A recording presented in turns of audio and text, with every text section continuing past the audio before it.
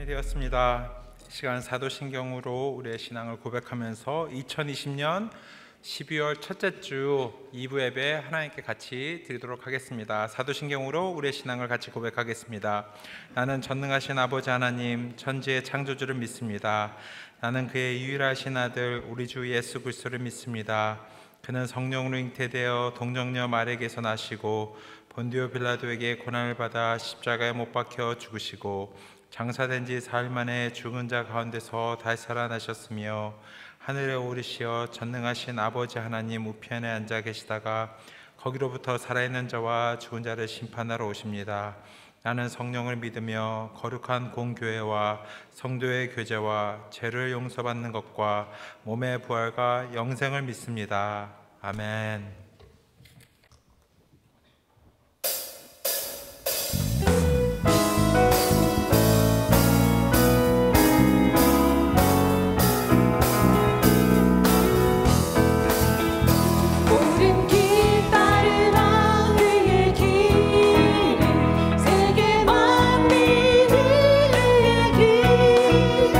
이 길 따라서 살 길을 온 세상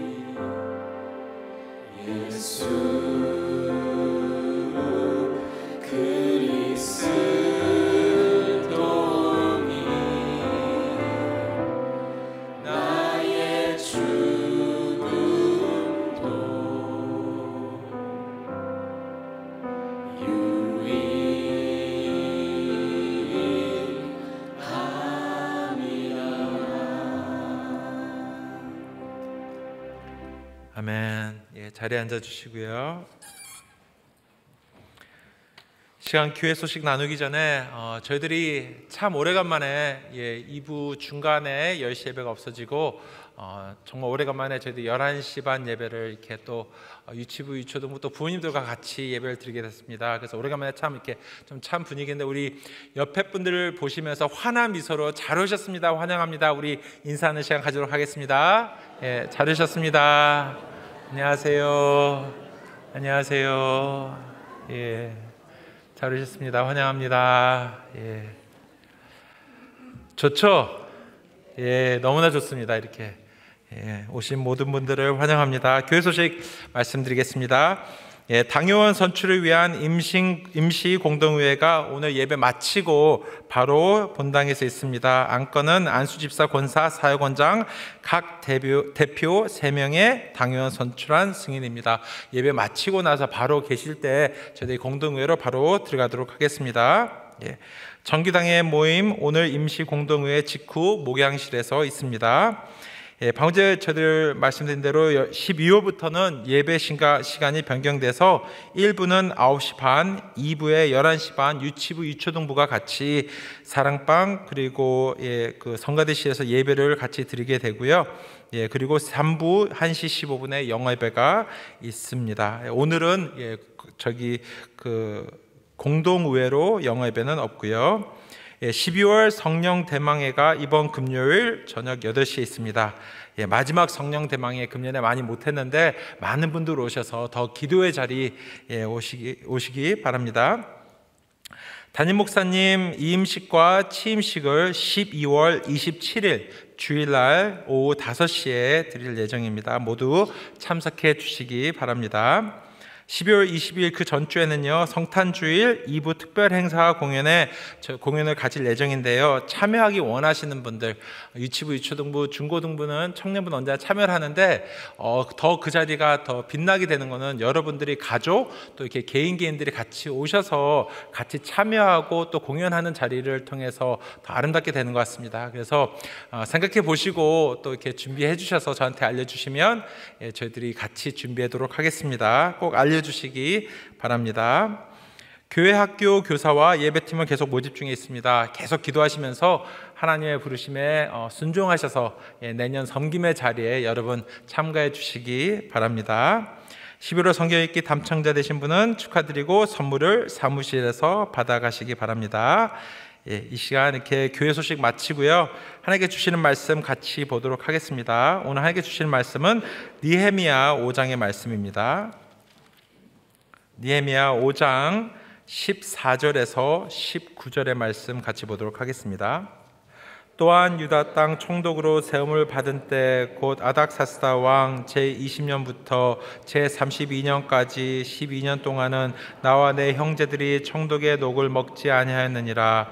나보다 먼저 있었던 총독들은 백성에게서 양식과 포도주와 또 은 40세기를 그들에게서 빼앗았고 또한 그들의 종자들도 백성을 압제하였으나 나는 하나님을 경외함으로 이같이 행하지 아니하고 도리어 이 성벽 공사에 힘을 다하며 땅을 사지 아니하였고 내 모든 종자들도 모여서 일을 하였으며 또 내 상에는 유다 사람들과 민장들 150명이 있고 그 외에도 우리 주위에 있는 이방 족속들 중에서 우리에게 나온 자들이 있었는데 매일 나를 위하여 소 1마리와 살찐양 6마리를 준비하며 닭도 많이 준비하고 열흘에 한 번씩은 각종 포도주를 갖추었나니 비록 이같이 하였을지라도 내가 총독의 녹을 요구하지 아니하였으면 이 백성의 부역이 중함이었더라. 내 하나님이여 내가 이 백성을 위하여 행한 모든 일을 기억하사 내게 은혜를 베푸시옵소서.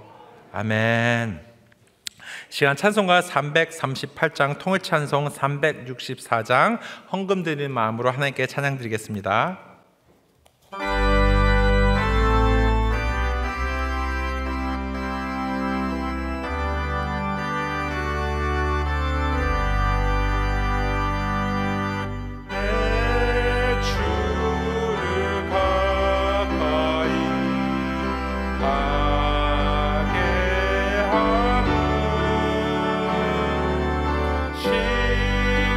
십자가 짐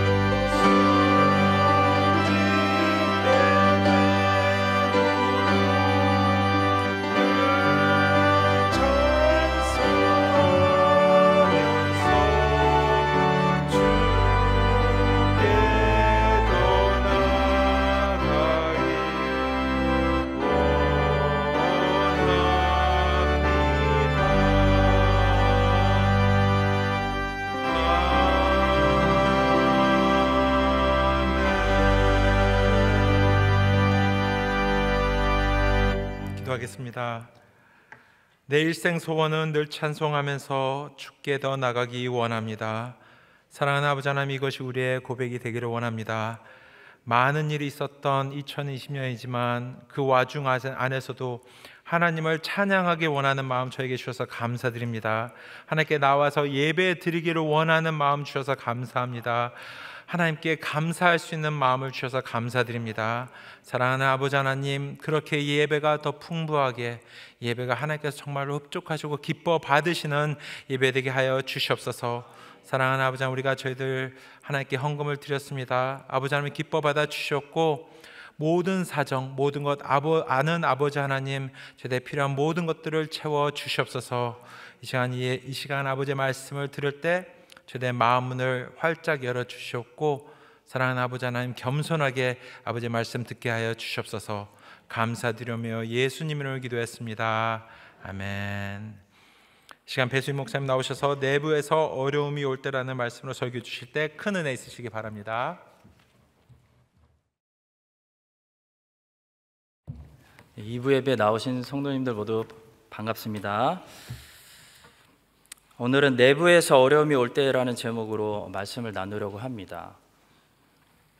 지난주에 살펴보았던 느헤미야 4장은 외부에서 오는 방해들, 그러니까 밖에서 오는 공격들을 어떻게 이겨내야 하는지에 관한 말씀이었습니다. 그러니까 산발락과 도비야, 또 아라비아 사람 게셈, 이 세 사람을 중심으로 아라비아 사람들, 암몬 사람들, 또 아스돗 사람들, 모두 외부에서 공격해오는 그런 사람들이었습니다. 그런데 오늘 느헤미야 5장은요, 이제 내부에서 어려움이 올 때, 안에서 갈등이 생길 때 우리는 어떻게 문제를 풀어야 하는지에 관한 말씀입니다. 사실 외부에서 오는 공격보다 내부에서 일어난 일들이 우리를 훨씬 더 힘들게 합니다. 교회도 마찬가지죠. 교회 밖에 있는 사람들이 우리를 미워하고 욕하고 핍박하면 오히려 교회는 더 뜨겁게 서로 사랑하고 하나 됩니다. 그러나 교회 안에서 우리끼리 서로 미워하고 싸우고 안타깝게도 팔을 가르고 할 때 우리는 가장 깊은 상처를 받게 되는 것입니다. 따라서 우리는 이렇게 내부에서 어려운 일들이 생길 때마다 하나님의 종으로서 어떻게 해야 하는지, 이 하나님의 종들은 오늘 느헤미야를 통해서 레슨을 잘 배워야 됩니다. 자, 먼저 느헤미야 5장에서 유다 백성들은 어떤 문제를 안고 있었을까요? 과연 무엇이 백성들을 서로 나뉘어지게 하고 내부에서 갈등이 생기게 했을까요? 바로 심각한 경제 문제였습니다. 그런데 이것을 느헤미야 5장은 조금 더 디테일하게 세 가지로 나누어서 우리에게 보여줍니다. 첫 번째는 3절에 나오는 흉년이 문제였고요. 두 번째는 4절에 나오는 페르시아가 걷어가는 높은 세금이 문제였고, 세 번째는 유대인 부자들이 유대인 가난한 백성들에게서 탈취해 갔던 높은 이자의 대리금 문제였습니다. 이 첫 번째와 두 번째 문제는 사실 유다 백성들이 어떻게 할 수 있는 것은 아니었죠. 오는 흉년을 막을 수 있는 것도 아니고 페르시아 왕에게 세금을 내지 않고 반란을 일으킬 수도 없는 것이었습니다. 자, 그래서 그들은 이 두 가지 상황에 대해서는 받아들이고 불평하지 않고 있었습니다. 그런데 문제는 세 번째입니다. 유대인 기득권층이 유대인 가난한 백성들에게서 탈취해 가고 있었던 이 높은 이자의 대리금, 이것이 문제였습니다. 그래서 본문 1절에서도 보시면 유다 백성들이 지금 원망을 쏟아내는 대상은 페르시아 왕도 아니고 하나님도 아니었습니다. 그들은 유대인 기득권층에게 불만을 쏟아내고 있습니다. 1절의 말씀입니다. 그때의 백성들이 그들의 아내와 함께 크게 부르짖어 그들의 형제인 유다 사람들을 원망하는데 했습니다. 내부의 문제입니다. 공동체 안에 일어난 갈등입니다. 자, 가난한 백성들은 돈이 없었기 때문에 세금 내려고 이미 자신의 땅들을 다 저당 잡히고 있었던 상황이었습니다. 그래서 이제 더 이상 저당 잡을 것도 없고 더 이상 갖다 팔 것도 없었고 팔 것이 없으니까 자신들의 자녀들마저 이제 노예로 팔 수밖에 없는 그런 코너에 몰린 상황이었습니다. 자, 그래서 느헤미야는 유다 백성들의 기득권층을 심하게 꾸짖습니다. 한마디로 이렇게 얘기하는 겁니다. 너희가 궁지에 몰린 형제를 돕지는 못할 망정 너희 형제들에게서 받을 것 다 받고 탈취해 가느냐? 너희는 형제의식을 잃어버렸다. 지금 그런 내용입니다. 자, 그런 내용이 7절부터 9절의 내용인데요. 제가 다시 한번 천천히 읽어드리겠습니다. 자, 깊이 생각하고 느헤미야가 귀족들과 민장들을 꾸짖어 그들에게 이르기를 너희가 각기 형제에게 높은 이자를 취하는도다 하고 대회를 열고 그들을 쳐서 그들에게 이르기를 우리는 이방인의 손에 팔린 우리 형제 유다 사람들을 우리의 힘으로 힘을 다하여 도로 찾았거늘 너희는 너희 형제를 팔고자 하느냐 더구나 우리의 손에 팔리게 하겠느냐 하매 그들이 잠잠하여 말이 없기로 내가 또 이르기를 너희의 소행이 좋지 못하도다 우리의 대적 이방 사람의 비방을 생각하고 우리 하나님을 경외하는 가운데 행할 것이 아니냐라는 느헤미야의 책망입니다. 자, 성도 여러분, 여기에 우리가 오늘 함께 묵상할 첫 번째 교훈이 있습니다. 하나님을 두려워하는 것을 잃어버릴 때 형제의식을 잃어버리게 된다는 것입니다. 그리고 형제의식을 잃어버릴 때 교회는 항상 내부적으로 어려움을 겪게 됩니다. 그것이 첫 번째 포인트입니다. 자, 유다의 이 기득권층은 돈에 욕심이 나서 같은 형제들마저도 노예로 사서 거둬들이기 시작했습니다. 자, 끝까지 받을 것은 다 받겠다는 것입니다. 자, 어떻게 이것이 가능했을까? 바로 그들 안에 형제의식이 사라졌기 때문입니다. 형제라고 생각하지 않고 마치 이방인들 대하듯이 남이라고 생각하니까 이런 일이 가능한 겁니다. 자, 여러분, 돈이 아무리 급해도 가족 안에서 우리가 형제들끼리는 서로 노예 계약을 쓰고 컨트랙을 쓰고 돈을 빌려주고 하지 않습니다. 왜냐하면 형제이기 때문입니다. 자, 그래서 느헤미야가 그것을 꾸짖은 겁니다. 한마디로 이렇게 말하는 거죠. 우리는 이방인들의 손에 팔려간 우리 형제들을 열심히 도로 찾아왔는데 당신들은 형제들을 노예로 사고 있습니까? 이런 모습을 안 믿는 이방인들이 보면 뭐라고 할 것이며, 당신들은 하나님이 두렵지 않습니까? 지금 이 말입니다. 자, 하나님을 경외하면 이런 일이 있을 수 없다라는 것이 느헤미야의 결론입니다. 유다 백성들 가운데 지금 이렇게 형제의식이 사라져서 돈 때문에 노예를 사고 있는 이 모든 일은 모두 하나님을 두려워하지 않았기 때문에 일어난 일이다라는 것입니다. 성도 여러분, 크리스찬이 되면 그 사람에게 놀라운 일들이 두 가지 일어나죠. 하나는 그 사람에게 하늘 아버지가 생긴다는 것이고, 또 두 번째는 그 하늘 아버지 때문에 그 아버지를 같이 아버지라고 부르는 형제 자매, 곧 가족이 생긴다는 것입니다. 그러니까 크리스찬이 된다는 것은 새로운 가족의 구성원으로 다시 태어난다는 것을 분명히 말합니다. 아버지가 같아졌기 때문에 지금까지 서로 남이었던 이방인들이, 모든 족속들이 예수님 안에서 서로 형제자매라고 부를 수 있는 가족이 된다는 것입니다. 이렇게 하나님을 정말 우리가 아버지로, 우리 가족의 아버지로 인식하면 같이 하나님을 믿는 옆에 성도들을 형제자매로 인식하지 않을 수가 없다는 것입니다. 우리가 형제자매를 이방인 보듯이, 남 보듯이 남으로 인식한다는 사실 자체가 사실 우리가 하나님을 아버지로 인식하지 않는다는 사실을 보여주는 것과 같습니다. 사도 바울은 고린도 교회에게 고린도전서 10장 16절과 17절에서 성만찬에 대해서 이렇게 말한 적이 있습니다. 우리가 축복하는 바 축복의 잔은 그리스도의 피에 참여함이 아니며 우리가 떼는 떡은 그리스도의 몸에 참여함이 아니냐. 떡이 하나요 많은 우리가 한 몸이니 이는 우리가 다 한 떡에 참여함이라. 고린도 교회는요, 하필 성만찬을 가지고 서로 형제들끼리 분열하고 있었습니다. 이게 참 아이러니한 건데요. 왜냐하면 성만찬은 그 무엇보다도 먼저 하나님과 연합, 그리고 또 하나님의 자녀들을 예수 그리스도의 몸 안에서 하나로 연합시켜주는 이 연합의 의미를 가지고 있는 것이 바로 성만찬이기 때문입니다. 그런데 그런 연합의 의미를 가지고 있는 성만찬 때문에 성만찬 할 때마다 고린도 교회에서는 분열이 일어나고 있었습니다. 참 아이러니한 거죠. 그래서 사도 바울은 고린도전서 11장에서 성만찬의 중요한 의미를 다시 처음부터 가르칠 수밖에 없었습니다.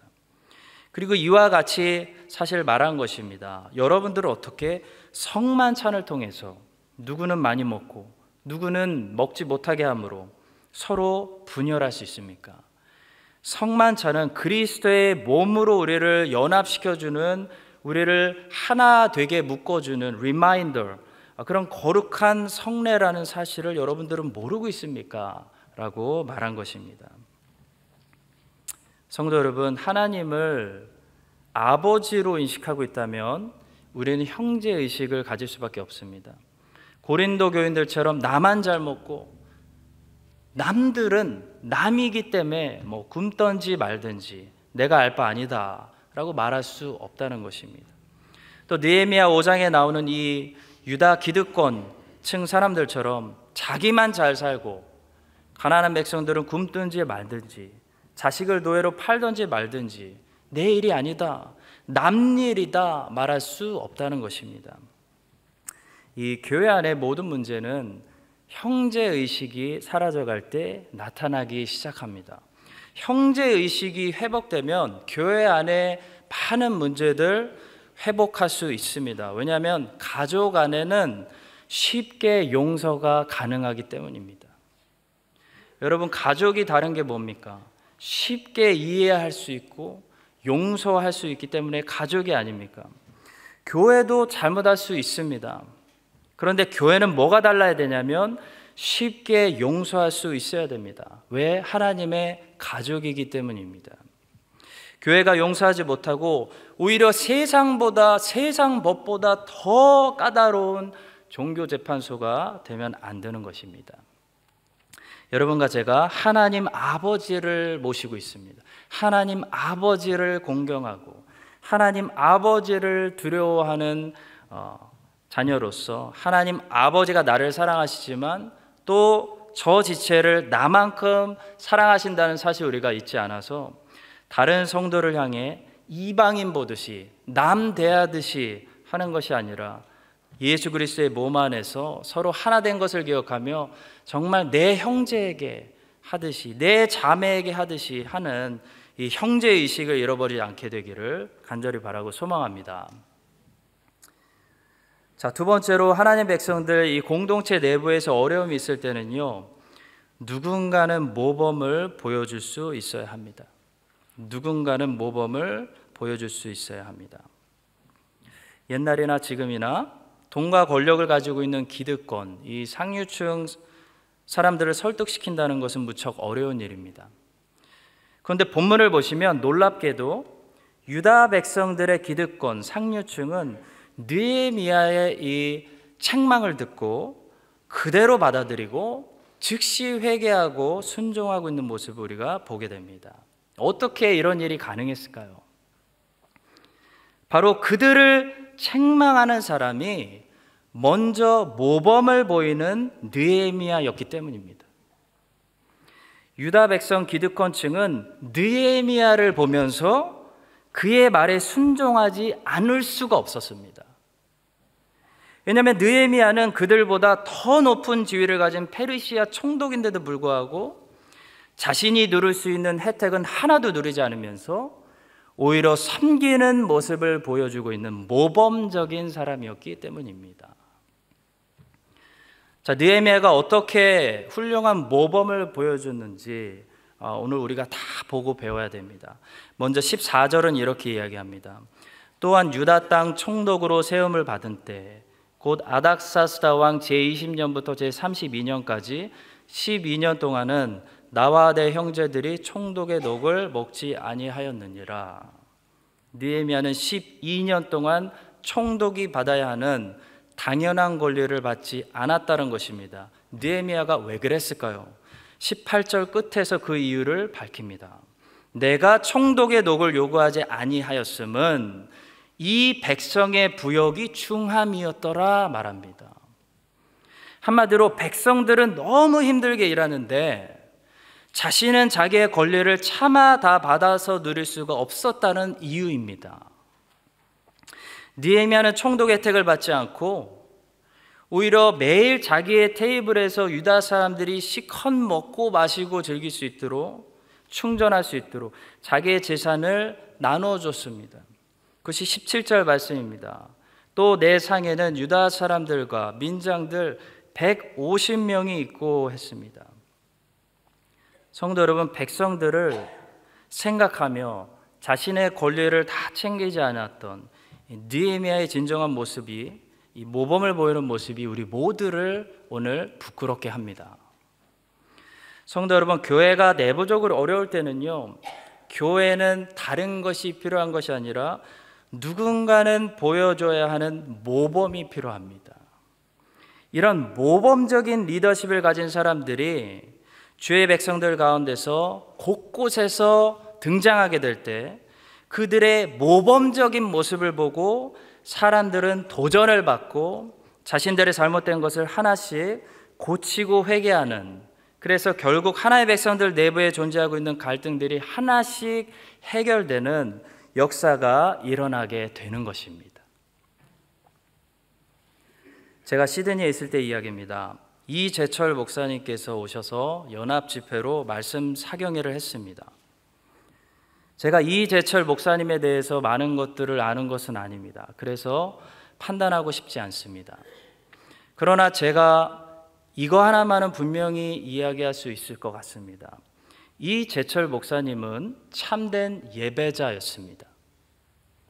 보통 유명한 게스트 스피커가 오시면 예배에 늦게 등장합니다. 찬양 시간이 거의 끝날 때쯤에 본당에 들어오시거나 예배당 맨 뒤에 있다가 찬양이 끝나면 앞으로 나오십니다. 근데 그날 이재철 목사님께서는 한참 일찍 들어오셔서 아직 예배당이 텅텅 비어 있고 찬양팀이 한참 연습 중인데 예배당 제일 앞에 앉으시는 겁니다.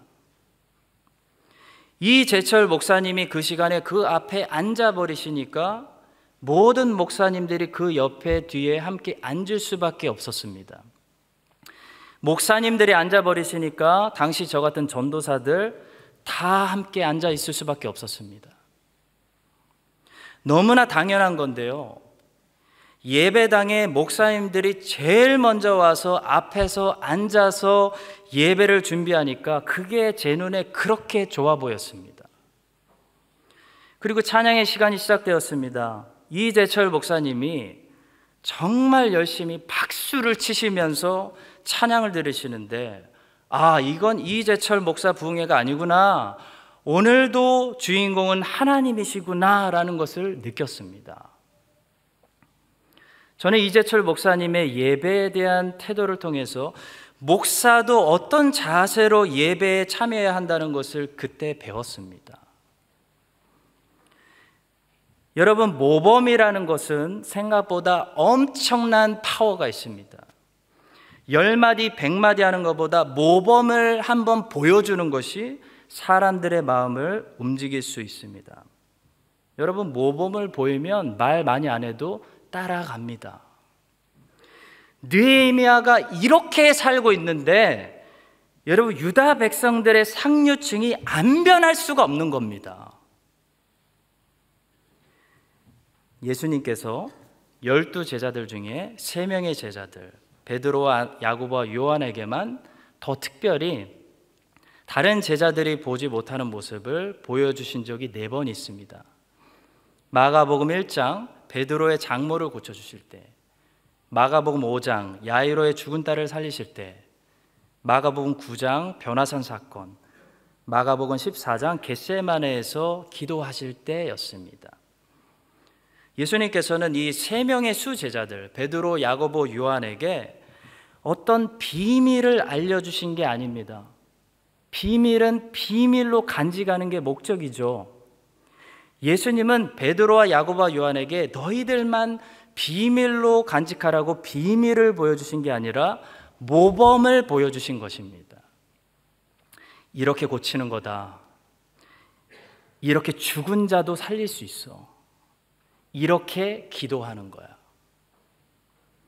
여러분, 예수님 외에 사람이 죽은 사람을 살리는 이야기가 사도행전에 딱 2번 등장하는데 베드로가 욥바에서 다비다를 살렸고 사도 바울이 드로아에서 유두고를 살린 사건입니다. 성도 여러분, 베드로가 예수님께서 야이로의 죽은 딸을 살리시는 광경을 가까이서 봤기 때문에 욥바에서 다비다를 살려볼 생각을 할 수 있는 겁니다.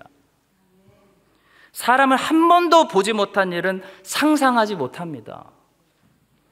여러분, 모범이 중요한 것은 모범을 본 자들이 나도 저렇게 해야겠다라는 생각을 갖게 되기 때문입니다. 그러니까 모범을 못 본 자들은 사실 불행한 인생인 거죠. 여러분, 브라질이 왜 계속 축구를 잘하겠습니까?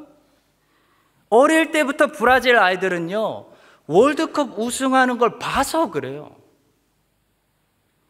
제가 어렸을 때만 해도 오늘날 대한민국에 손흥민 선수 같은 선수가 나올 거라는 거 아무도 상상하지 못했습니다.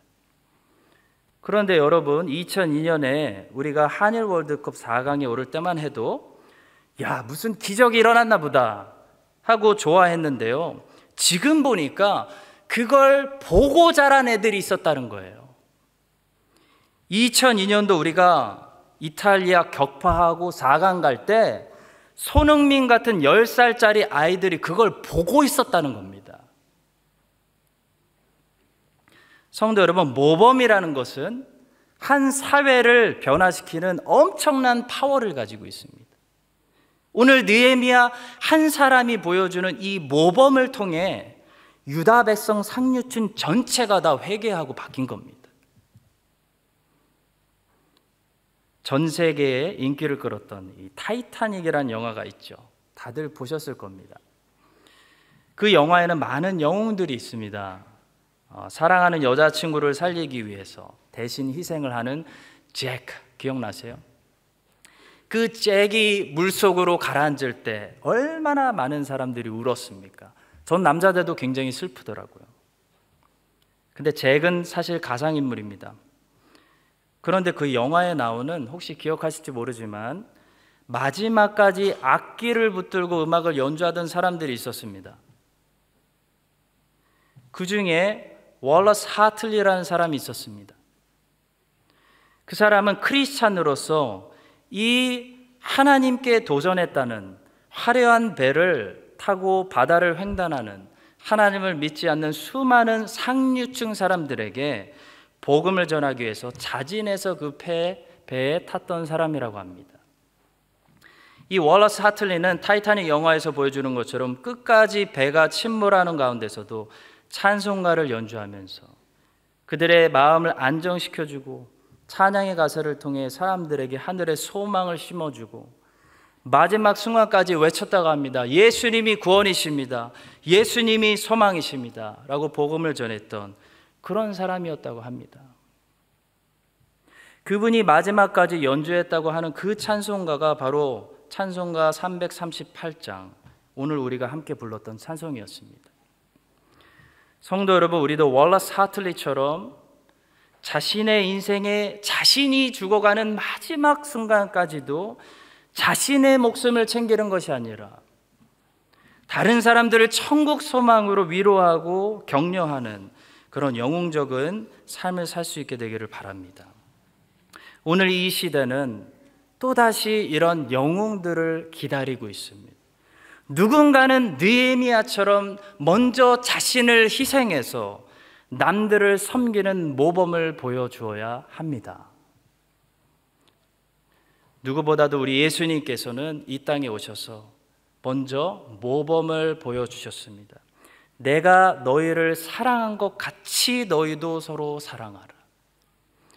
주님은 항상 우리 보고 무턱대고 가라 라고 하시는 분이 아닙니다.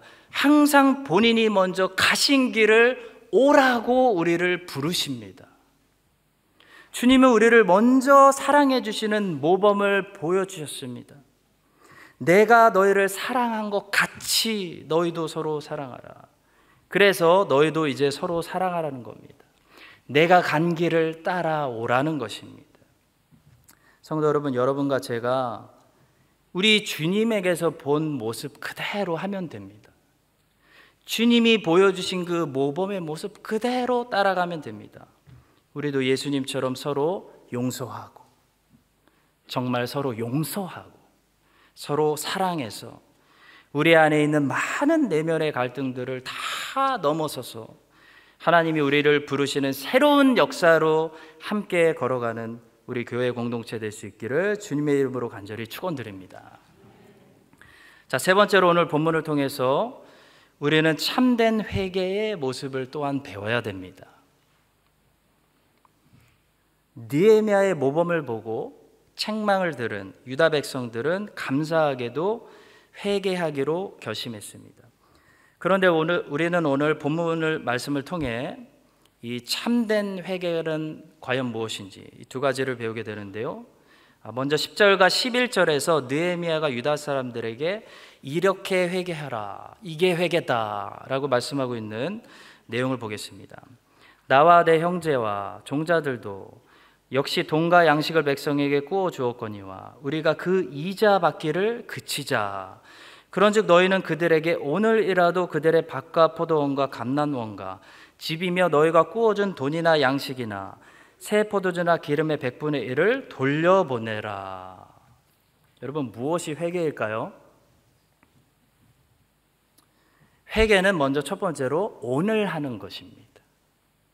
회개를 내일로 미뤄보겠다는 것 자체가 회개하지 않았다는 것을 말씀합니다. 영어로 보시면 give back to them immediately, 지금 당장 돌려주라 라는 말씀입니다. 진정으로 회개하는 마음이 우리 안에 들어오면 우리는 오늘 회개하게 됩니다.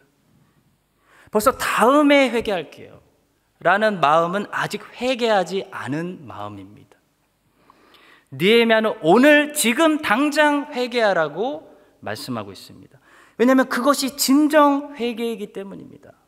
그러니까 오늘 회개하라는 말은 어떤 시간적인 측면을 이야기하는 것이 아닙니다. 회개의 진정성을 얘기하는 겁니다. 오늘 회개하는 것이 진정한 회개라는 것입니다.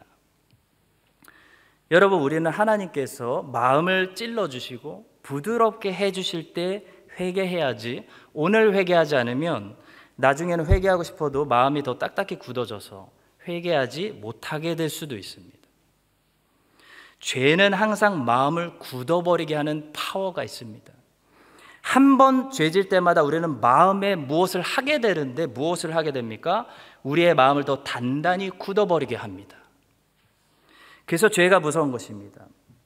그래서 회개하는 마음의 은혜를 주셨을 때, 성령님께서 말씀으로 찔러주시고 부드럽게 해주셨을 때가 은혜 받은 때이고 회개해야 되는 때입니다. 그걸 밀어버리면 회개할 기회가 다시 안 올 수도 있습니다. 언젠가는 하나님께서 은혜를 거둬가시면 더 이상 마음을 말씀으로 찔러주시지 않는 날이 올 수도 있습니다. 그런 날이 오기 전에 아직 말씀의 은혜를 주실 때 우리는 회개해야 하는 것입니다. 또 느헤미야 말을 통해서 두 번째로, 회개는 말로만 잘못했다 시인하는 것도 아니고 감정으로만 슬퍼하는 것이 아니라 진정한 회개는 잘못을 멈추고 하나님 말씀대로 사는 것을 말합니다. 그래서 느헤미야는 너희들이 그동안 탈취했던 이자를 다 돌려줘라 라고 말하고 있는 것입니다. 자, 그랬더니 12절에서 다행히도 유다 백성들이 자신들의 죄를 진심으로 회개하고 자신들이 그동안 받았던 이자를 다 돌려보내줬습니다. 이게 진정한 회개입니다. 여러분과 제가 오늘 주님께 어떤 말씀을 들었다면 내일이 아니라 다음 주가 아니라 나중이 아니라 바로 지금 오늘부터 말만 하는 것이 아니고 감정이 아니고 우리의 잘못된 행동을 이제 멈추고 회개하고 아버지께 돌아가서 아버지의 뜻대로 살 수 있게 되기를 주님의 이름으로 간절히 축원드립니다. 자, 마지막으로, 그렇다면 느헤미야는 어떤 소망 때문에 저렇게 자기희생적이고 모범적인 삶을 살 수 있었을까요? 이걸 배워야 되겠죠. 바로 느헤미야는 사람에게 무엇을 보상받으려고 한 것이 아니라 하나님께 보상받으려고 했기 때문입니다. 자, 그것이 느헤미야 5장의 마지막 결론, 마지막 구절에 적혀 있는 가장 아름다운 19절 말씀입니다. 내 하나님이여, 내가 이 백성을 위하여 행한 모든 일을 기억하사 내게 은혜를 베푸시옵소서. 여러분, 우리가 사람에게 무엇을 보상받기 원하면 느헤미야처럼 절대로 살 수 없습니다. 예수님처럼 사는 거 불가능합니다. 예수님처럼 살려면, 느헤미야처럼 살려면 하나님께 상 받을 줄 알아야 됩니다. 하나님께 상 받으려고, 하나님께 은혜 받으려고, 하나님께 갚음 받으려고 살 줄 아는 사람만이 사람들에게 나눠주며 살 수 있습니다. 여러분, 우리는 하나님이 아니기 때문에, 예수님이 아니기 때문에 우리의 사랑은 우리가 아는 것처럼 그렇게 위대하지 않습니다. 연약합니다. 약합니다. 우리는 주면 또 어느 정도 받아야 또 줄 수 있는 그런 사람들 아닙니까? 자, 그래서 우리는 먼저 잘 받아야 되는데, 자, 문제는 사람에게 받으려고 하지 말고 하나님께 받으라는 겁니다. 하나님께. 먼저 하나님께 잘 받을 줄 아는 사람이 사람에게 잘 줄 수 있는 사람이 됩니다. 하나님께 받을 줄을 모르는 사람이 사람에게 잘 줄 수 있는 사람이 될 수 없다는 것입니다. 자, 본문에 우리가 육신의 눈으로 보면 느헤미야는 항상 그냥 타고나기를 주는 것을 좋아하는 사람처럼 보입니다. 그냥 이 사람은 그냥 주는 것만 하는 사람으로 보입니다. 그게 우리의 착각입니다.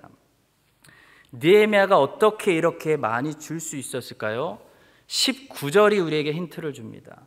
내 하나님이여, 내가 이 백성을 위하여 행한 모든 일을 기억하사 내게 은혜를 베풀어 주시옵소서.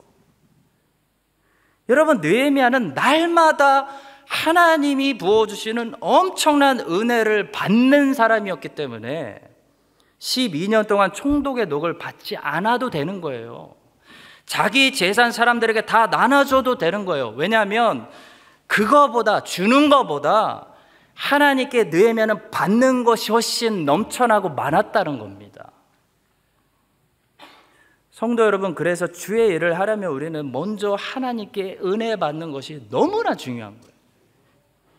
그래서 우리가 먼저 예배 자리에 나오라고 그렇게 말씀드리는 겁니다. 받으라는 거예요. 하나님께 은혜 받지 못하고 메말라 있는 사람이 봉사를 시작하면 그 봉사는 난리가 나는 겁니다. 은혜 안 넘치고 흉한 열매를 맺게 되는 거죠. 사랑하는 성도 여러분, 여러분과 제가 모두 다 느헤미야 같은 사람이 되어서 하나님의 은혜가 날마다 우리에게 넘치는 축복의 잔이 먼저 되기를 간절히 소망합니다. 우리가 축복의 은혜 넘치는 잔들이 먼저 돼야 됩니다. 그래야 다른 사람들을 향하여 나눠줄 수 있는, 은혜를 나눠줄 수 있는 축복의 통로도 될 수 있습니다. 축복의 잔이 아닌 사람이 축복의 통로가 된다는 거 사실 불가능합니다. 하나님께만 그건 가능합니다. 사람은 불가능합니다. 아브라함이 축복의 통로가 될 수 있었던 거요, 하나님께서 먼저 아브라함을 복으로 만들어 주셨기 때문입니다. 우리 모두가 하나님의 넘치는 은혜를 날마다 잘 받아낼 수 있는 느헤미야들이 되어서 우리가 가는 곳마다 느헤미야처럼 우리를 필요로 하는 곳마다 모범을 보여주고 하나님의 은혜를 흘려보내는, 이 시대가 정말 목말라하고 찾고 그리워하고 있는 그런 영웅들이 되시기를 주님의 이름으로 간절히 축원드립니다. 기도하겠습니다. 살아계신 하나님 아버지, 오늘 주신 느헤미야 5장 말씀을 우리 모두가 잘 새기고 순종하여 우리 교회 안에 사라져가고 있는 형제의식을 다시 회복시켜 주시고, 모든 주의 종들이 서로 모범을 보일 수 있게 하시고, 오늘부터 회개하여 우리 모두가 새로워지게 하시며, 느헤미야처럼 하나님으로부터 날마다 은혜를 공급받아 그 풍성한 은혜를 넉넉히 나눠줄 수 있는 주님의 제자들이 되게 하여 주시옵소서. 감사를 드리며 예수 그리스도의 이름으로 기도드립니다. 아멘. 지금은 우리를 죄에서 구원하신 예수 그리스도의 은혜와 구세주를 보내주신 하나님 아버지의 신실하신 사랑과 성령님의 감화 감동, 교통하시고 충만케 하시는 역사가 느헤미야처럼 모범이 되어 주의 백성들이 회복되는데 쓰임받기 원하는 모든 주의 백성들 위해 저들의 건강과 사업과 학업과 비자 문제와 저들의 자녀들 위해 크라이스트처치와 뉴질랜드와 코로나 때문에 고통당하고 있는 사랑하는 조국 대한민국 위에 지금부터 영원까지 함께 하시기를 간절히 축원드립니다. 아멘.